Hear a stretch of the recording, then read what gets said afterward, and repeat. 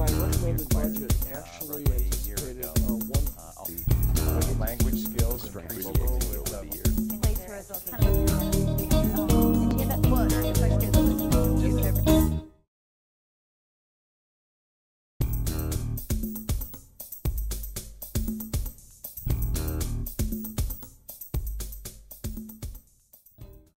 Well, it's interesting. It's kind of both because it is on a track, but it's a live band.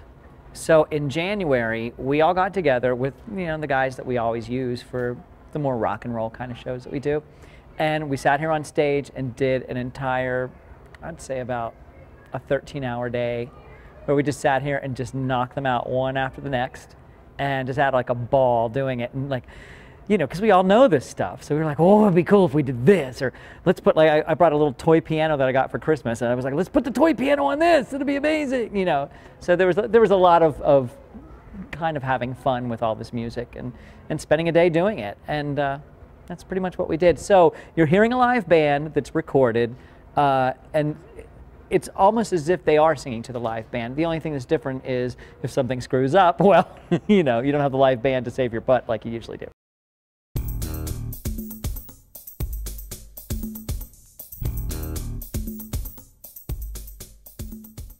The people who wrote this stuff went on to write musicals like Once on This Island and Ragtime, and so they've had a lot of success and they know what they were doing, and I think it was putting the right melody with the right lyrics, and they're very, very smart. I mean, clearly. I know when I was a kid, the preamble got me through 8th grade because we had to recite the preamble, and every single kid got up there and said the preamble to the exact same rhythm that the song was, and we all got A's. So, I think they were just very smart the way they fit the lyrics to the melodies, because they were great hooks, all of them.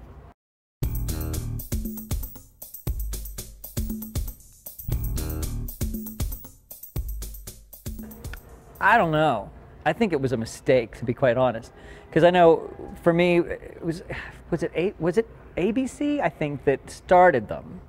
Because I remember that those were the cartoons that I watched as a kid, and they were between each cartoon, and they were a 3-minute segment, and I just think it was kind of a fluke. Oh wow, this is kind of good, and everybody started to, I know in my elementary school, started to really gravitate to them, and I think it was a fluke.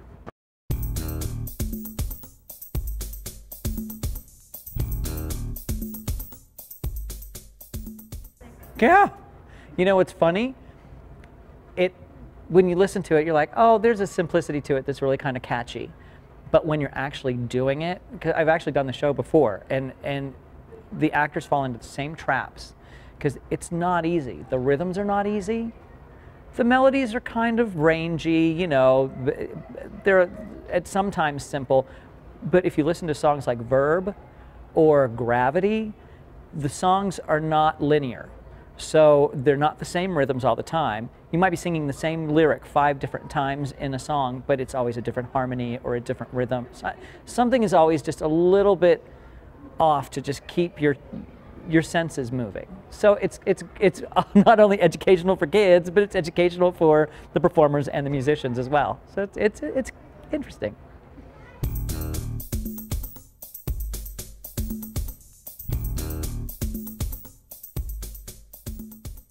I hope they get the learning thing that I know I got when I was a kid, because a lot of these kids are going to be exposed to this for the first time.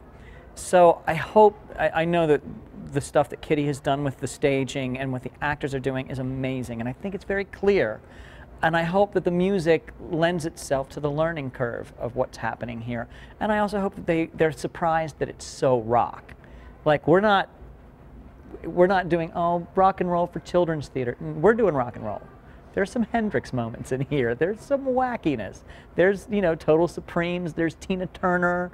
And Kitty and I are not approaching this as if it's a children's theater piece. We're approaching it as if it is a theater piece with rock music that people love, that adults love and remember from their own childhood. So that's how we're approaching it. So that's what I hope people get out of it. The sense of the learning and a serious rock and roll good time.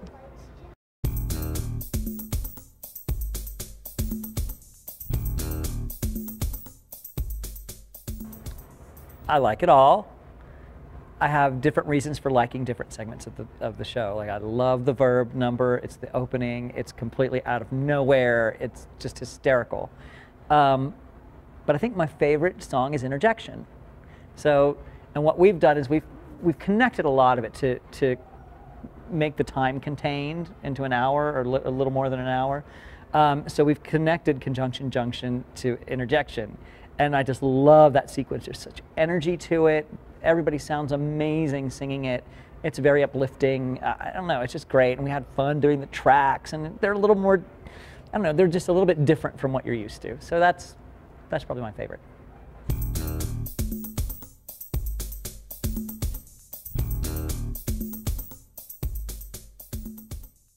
Well, I think their lasting appeal is just that they're educational, and they're very clear about the learning. It's so funny because when you want to go through your times tables, you can listen to these songs because it has complete timetables in there, and you can set it to a melody. And I think that's the answer to both of them. It's just that it's gonna last, and people gravitate to it so much because, you know, it's an easy learning tool. I shouldn't say easy learning tool because it clearly wasn't easy for them to write this, but it's easy to grasp onto and grasp the concepts of what they were going for. And and especially being somebody who's not a math person at all. I mean, like, I was always bad in math through school.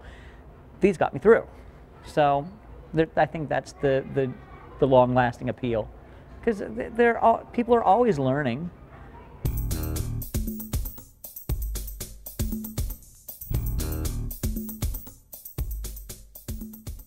I think, we're marketing this, in the children's theater, but I think adults are going to dig it so much, especially those who remember the stuff as a kid, and want to bring their kids. I think this is one of those opportunities where a parent is going to bring their child and enjoy it maybe a little more than their kid, and not ever feel like they're being talked down to, any of that kind of thing, because it's very direct. It's a lot of comedy, it's a lot of great music. It's nonstop.